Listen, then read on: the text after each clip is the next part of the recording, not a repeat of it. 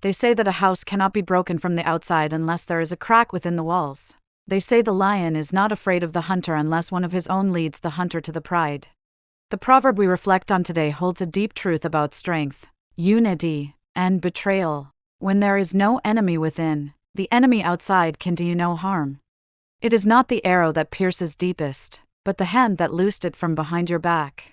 In this tale of wisdom, we will journey through villages and empires, friendships and betrayals, battles won and lost, not by sword or spear, but by trust misplaced.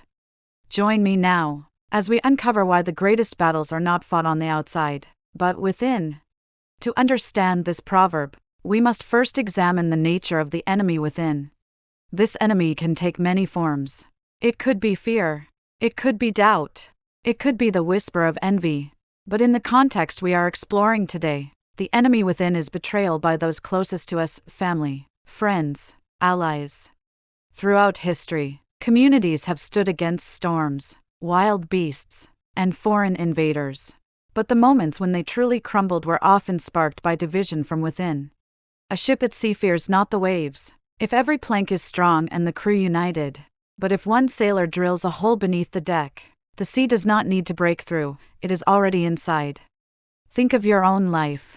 Perhaps you have had an outsider speak ill of you, it hurts. But when someone you love and trust turns against you, that pain is deeper. Why is that? Because the inside is supposed to be safe. We expect resistance from the outside world, but betrayal from within feels like a violation of the soul. That's what this proverb warns us about.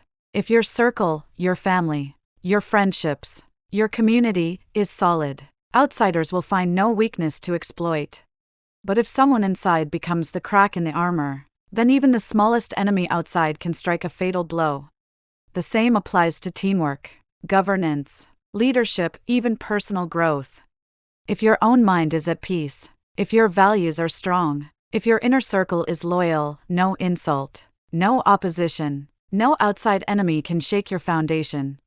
But if there is insecurity within, self-doubt, or treachery in your midst, then even a gentle breeze from the outside can topple the whole house.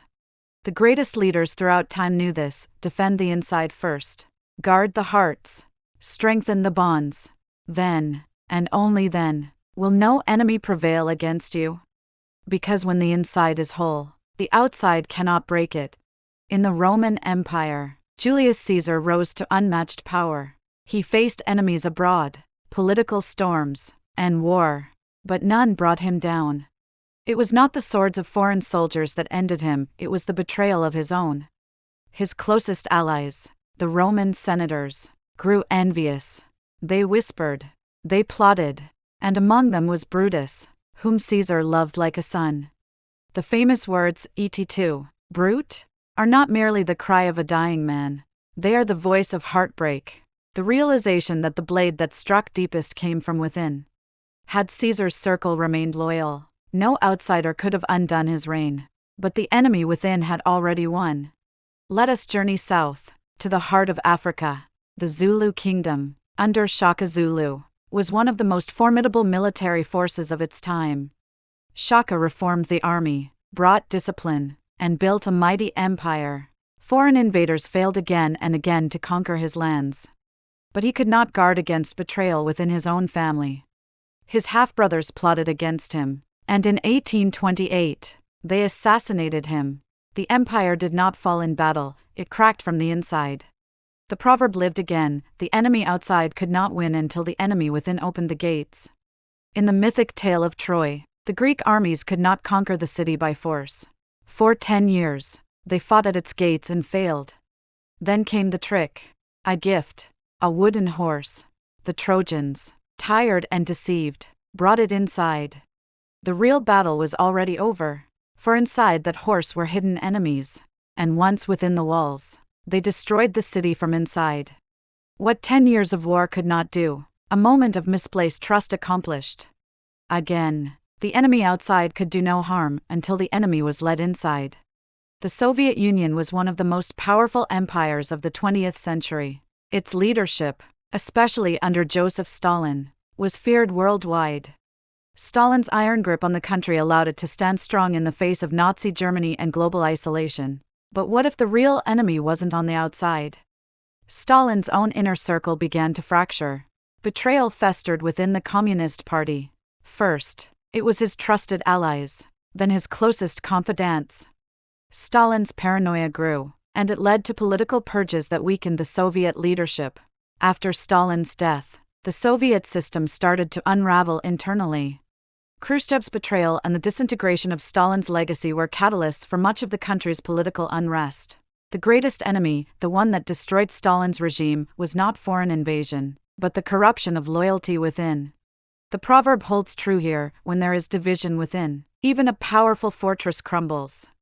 The Byzantine Empire, the continuation of the Eastern Roman Empire, was one of the longest-lasting empires in history. It was a fortress of knowledge, culture, and defense.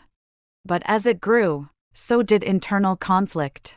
One of the most critical moments in Byzantine history came when Emperor Justinian's successors failed to maintain the unity of the empire. In 1204, the empire's inner divisions, jealousy among leaders, and the corruption of officials made it vulnerable to the Fourth Crusade. The Crusaders, initially meant to fight in the Holy Land, instead sacked Constantinople. The internal divisions, disloyalty, and power struggles became the entry point for external threats. The once great empire fell, not from the enemy outside, but from the cracks within. As we've seen in history, the greatest enemy is not always the one that wears the cloak of an outsider. It is the betrayal, doubt, and division that can occur when trust is broken within the community.